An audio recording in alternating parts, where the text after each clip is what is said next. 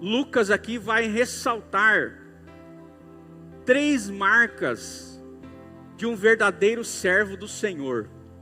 E aí eu vou ficar com você aí no versículo de número 19. O texto diz assim: servindo ao Senhor com toda humildade, diga comigo, humildade, mais forte, diga assim, humildade, com lágrimas e com as provações. Amém? Então eu quero conversar hoje com você sobre 3 marcas do verdadeiro servo do Senhor. Os irmãos conhecem o apóstolo Paulo, tá? E o apóstolo Paulo, no encontro aqui com os presbíteros de Éfeso, ele ressalta aqui, né, escrevendo essas 3 características. Lucas escreve essas 3 características. A primeira característica que ele escreve é a humildade. Porque na nossa vida cristã, nós temos uma carreira que nos foi proposta. Todos nós temos uma carreira. Todos nós temos um ministério. Todos nós temos algo para fazer no Senhor. Todos nós temos uma edificação para fazer. E todos nós somos servos do Senhor, amém? Então o apóstolo Paulo, ele se considerava, né, ali os últimos servos. Então se ele é o último, nós somos os últimos dos últimos, tá? Então nós precisamos entender bem o nosso lugar durante a nossa trajetória.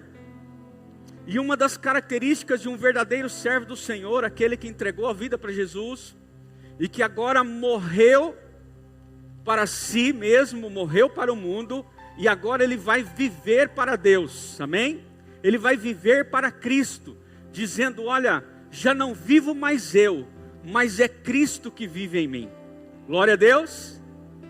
Diga para o seu irmão aí: você já não vive mais, mas é Cristo que vive em você. Aleluia. E diz o texto assim, em Mateus capítulo 5, versículo 3, diz assim: felizes são os humildes, porque o reino dos céus é dado a eles. Então a primeira característica de um servo, do verdadeiro servo do Senhor, e aqui eu quero pegar o exemplo da vida do apóstolo Paulo, é que o apóstolo Paulo era uma pessoa humilde.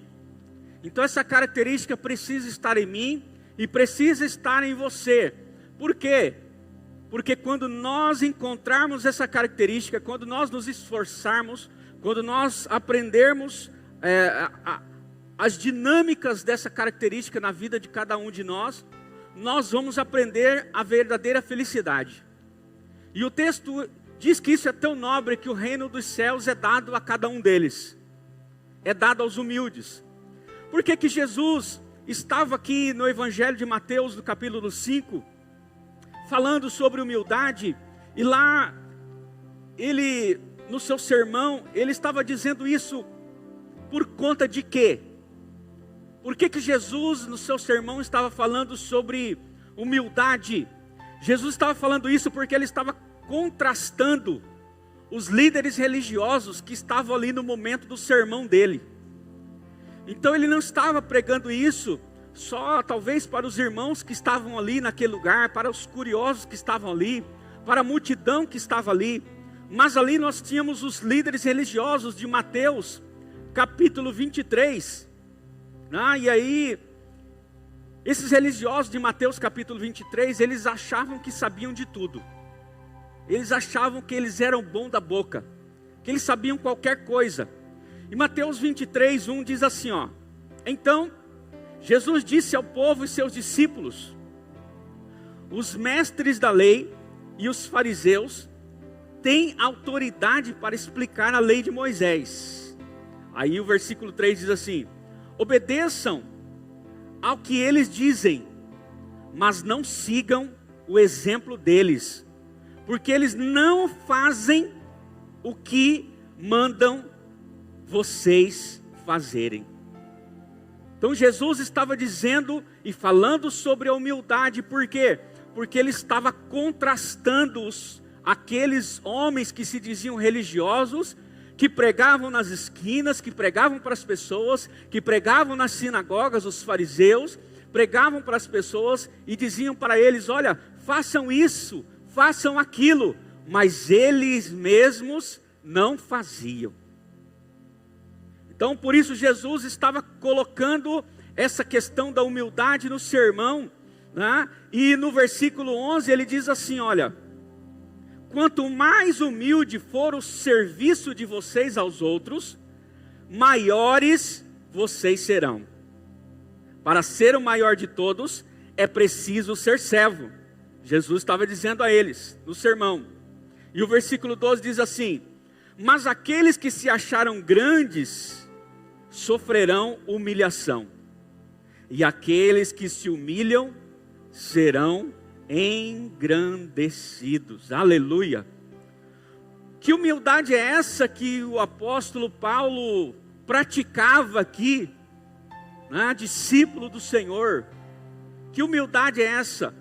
Humildade é quando você serve de todo o coração. Diga comigo assim: humildade é quando você serve de todo o coração. Põe a mão no coração aqui, ó, e fala assim: de todo o coração, com toda a sua alma, com todo o seu entendimento. É coração e mente. Então o apóstolo Paulo, ele era alguém que quando ouviu a voz do Senhor lá naquele dia, dizendo: Saulo, Saulo, quem é o Senhor? Sou eu, Senhor, a quem você persegue. Tá? Paulo ouve a voz ali, e ali começa a caminhada cristã da vida dele, começa uma mudança, começa uma transformação na vida dele, tá? E Paulo se torna o próprio serviço no Senhor. O apóstolo Paulo se torna alguém que resolve servir de todo o coração. Ele teve uma crise, um conflito ali no começo, mas logo ele foi resgatado pelos discípulos do Senhor. Barnabé e outros foram encaixando ele no processo do serviço, e ele engajou, tá? Então ele começa a servir de todo o seu coração. O que é servir de todo o coração? É aquele camarada que você fala para ele assim: olha, faz isso aqui para mim. Aí ele vai lá e faz com todo o coração, com toda a habilidade, ele coloca tudo que ele sabe ali, todo o conhecimento, toda a oração, todo o jejum, né? Mas quem é aquele que não faz, que não está servindo de todo o coração? Digamos que seria a mãe e diz para o filho assim: filho, faz aquilo ali para mim. Aí o filho diz: tá bom, eu vou lá. E ele bate a porta bem forte. Você já viu isso em algum lugar? Está faltando humildade. Todas as vezes que eu e você fomos fazer alguma coisa, batendo a porta, reclamando, não usando do chamado que Deus deu para nós, está faltando humildade em nosso coração. Então o apóstolo Paulo sabia para o qual foi chamado. Inclusive nós lemos o texto aqui, que ele está dizendo: olha, eu sei que vocês não verão o meu rosto. Isso é alguém humilde. Ou seja, ele está passando por um processo que ele sabe que está anunciando o plano de Deus, e talvez ele nem possa mais voltar lá. Ele sabe que ele está caminhando para ser condenado, para ser preso, para ser morto. Então ele sabia da função dele. É interessante que o livro de Provérbios, capítulo 11, versículo 2, diz assim: quando chega o orgulho, vem a desgraça, mas com os humildes está a sabedoria.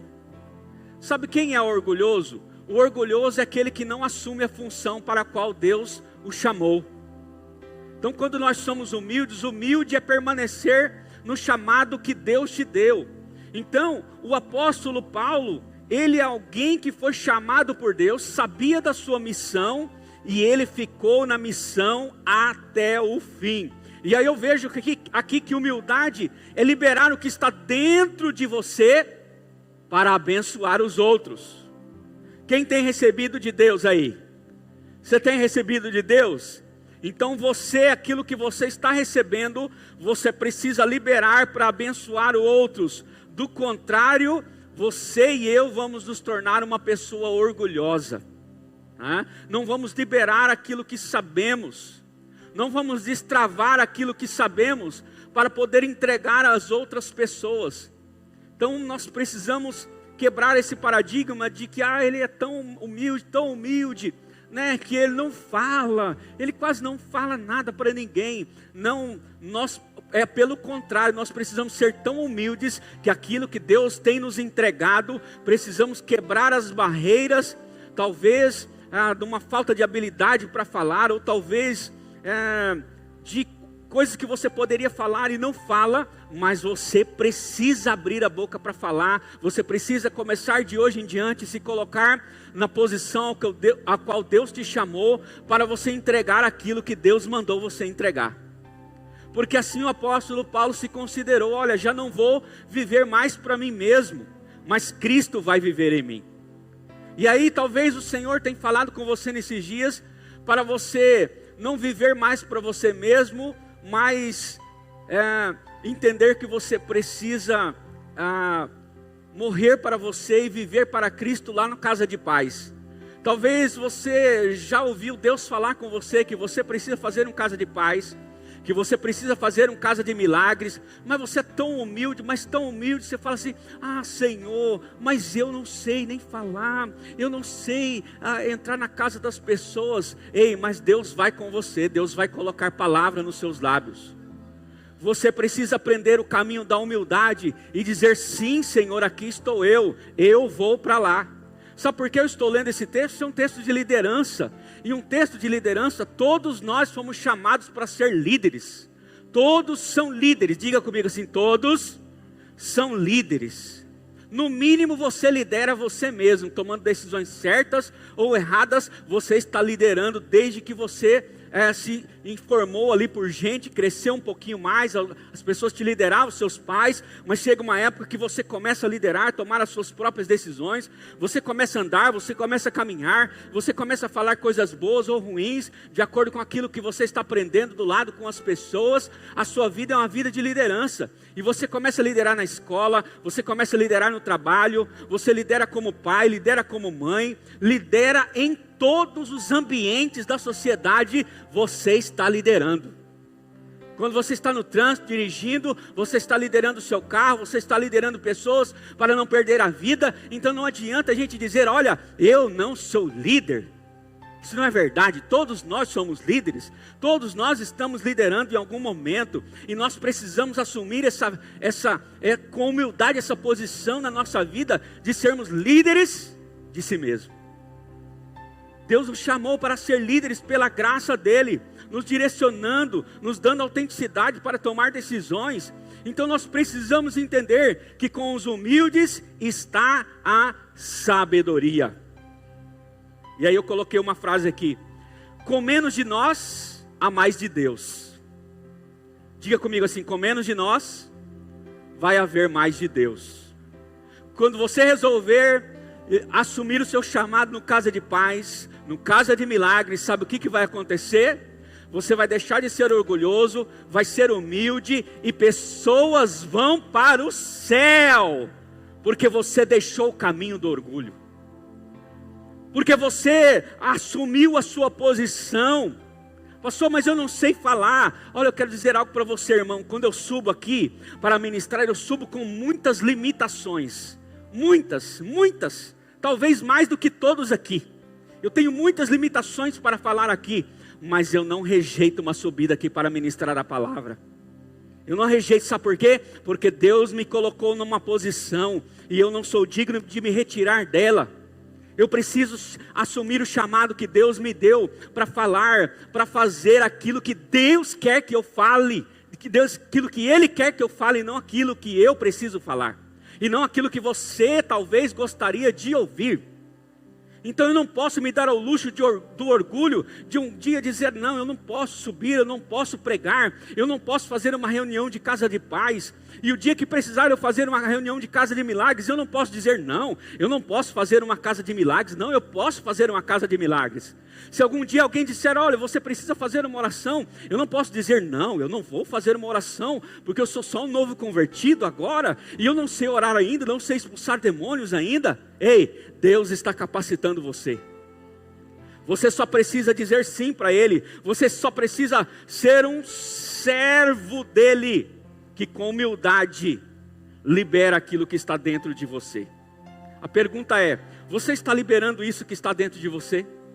Essa chamada que está dentro do seu coração, você está liberando ela, você está exercitando ela? Talvez você tenha um chamado pastoral, mas está como Jonas, como um profeta Jonas, comprando passagem para ir bem longe de Deus, ofertando para ir longe de Deus, para não assumir o chamado de Deus. Ei, até Deus colocar uma baleia no seu destino. Você vai ter que passar por tudo isso para aceitar o chamado de Deus. É muito melhor você aceitar o chamado de Deus e parar de ser orgulhoso e ser humilde e dizer: Senhor, envia-me a mim. Ei, matricula no seminário, vai para a caminhada, assuma um casa de paz. Sabe por quê? Porque você não vai precisar apenas passar pelo seminário lá do estemate teórico, mas você vai ter que passar pelo seminário da vida. Precisa começar lá, ganhando uma alma para Jesus, lá no seu trabalho, lá na sua escola. Ninguém sabe que você é crente. Você não fez uma reunião ainda? Não chamou eles ainda para serem evangelizados? Não falou de Jesus ainda para eles? Está faltando humildade. O orgulho ainda está muito grande. Está faltando paixão, está faltando colocar o coração. O apóstolo Paulo colocou o coração. Ele disse: não tenho mais a minha vida como preciosa. Ei, eu não sou mais precioso, você não é mais preciosa. Aleluia! A nossa vida precisa ser colocada definitivamente. Nós estamos nos últimos dias. O Senhor vem buscar a igreja. Você pode dar um aleluia por isso? Você pode dar um glória a Deus por isso? Então quero dizer algo para você, querido. O apóstolo Paulo estava servindo com toda a humildade. O texto diz: toda humildade. Toda humildade. Ele tinha tudo para se ensoberbecer, porque há textos que dizem que ele fazia mais do que os demais, mas ele considerava o menor de todos. Se considerava o menor de todos. Então ele sabia que havia muito serviço para ser feito. Sabe, às vezes há muito serviço para ser feito, mas falta humildade para a gente encarar eles para fazer. Existem muitas áreas para se trabalhar no reino, mas muitas vezes nós estamos perdendo tempo com o nosso orgulho próprio e não estamos aceitando a chamada de Deus. E essa chamada de Deus pode ser em qualquer lugar. Em qualquer lugar, não é só para ser pastor, não é só para ser um líder de casa de paz, de casa de milagre, é para trabalhar numa mídia, é para ser ministro de louvor, é para ganhar alma para Jesus lá fora, em tudo. Nós somos criados para o louvor da glória dele, aleluia. É isso que diz a palavra do Senhor. Então nós temos que olhar para nós, esquadrinharmos a nossa vida, para ver se realmente de fato nós estamos fazendo aquilo que o Senhor está fazendo. Então o Senhor estava ministrando esse texto a não só a multidão, aos discípulos e também aos fariseus ali orgulhosos que não praticavam aquilo que pregavam, porque ele sabia que se ele pudesse alcançar alguém pudesse entender o reconhecimento da sua própria pobreza, isso levaria à fronteira moral na qual Jesus opera. Porque quando nós reconhecemos, quando nós nos arrependemos e achamos de verdadeiramente de fato que estamos orgulhosos, que precisarmos estar fazendo alguma coisa e não estamos fazendo, então é aí que Deus opera. É aí que Deus faz algo em nós. Mas enquanto você está resistindo, Deus resiste ao soberbo, mas dá graça ao humilde. Mas quando você reconhece, quando você ouve a palavra e você diz: não, agora eu vou engatar a primeira, segunda, terceira, vou até a quinta, e se tiver sexta marcha, sétima marcha, você vai embora e não para mais, aleluia. Glória a Deus. Muito bem. Segunda característica do verdadeiro servo do Senhor são as lágrimas. Quem serve com lágrimas durante a trajetória da sua vida cristã, não só serve, mas serve com o coração. Olha só o que diz o texto, Atos 20:31. Por isso, vigiem. Lembrem-se de que durante 3 anos estive com vocês. Estava lembrando os Éfesos, né? O tempo que ele esteve em Efésios, ensinando noite e dia, cada um com muitas lágrimas. Diga comigo assim: muitas lágrimas. Então o apóstolo Paulo não só servia com o coração, mas ele servia com muitas lágrimas. Sabe, as lágrimas faziam parte da vida cotidiana do apóstolo Paulo. Alguns dizem que ele tinha uma liderança muito forte, alguns dizem que ele era muito intransigente, mas a Bíblia esclarece que ele era um homem de lágrimas. Ele era um homem que chorava. Então, ele não só servia com o coração, mas ele chorava enquanto andava servindo. Atos 20 e 31, como eu li para você. Ele dizia que nas provações e perseguições, ele estava sempre com lágrimas. Olha só o que diz 2 Coríntios, capítulo 2, versículo 4, diz assim: escrevi esta carta com aflição e angústia. Ela quase despedaçou o meu coração. E digo-lhes francamente que chorei por causa dela. O apóstolo Paulo estava escrevendo uma carta. E ele estava chorando enquanto escrevia uma carta. Eu não queria entristecê-los, mas tinha que mostrar-lhe quão profundamente os amava e me preocupava com o que estava acontecendo com vocês. Então ele estava preocupado com o que estava acontecendo com a igreja, com o pecado, com as coisas que estavam acontecendo na igreja, os embaraços da igreja. E ali ele escreve uma carta chorando. Chorando. Então uma das marcas do verdadeiro servo do Senhor é que ele chora. E é interessante que ele passa um tempo ali com as pessoas, com os líderes, e em Atos 20, 36 ao 37, as pessoas passam a chorar, porque estavam ficando já com saudade dele na despedida. Então alguém que chora, um dia alguém pode chorar por ele. Olha só, quando acabou de falar, ajoelhou-se, ou seja, em atitude de que ele não era maior do que aqueles que estavam ali, e orou com eles. E o 37 diz assim: todos choraram em voz alta, enquanto abraçavam Paulo e o beijavam. Então ele tinha terminado a viagem dele ali, a caminhada dele, estava se despedindo, e na despedida as pessoas começaram a chorar, começaram a abraçar, o beijar, né? E aqui a gente vê que o amor precisa ser verbalizado, né? Ele precisa ser demonstrado. E o apóstolo Paulo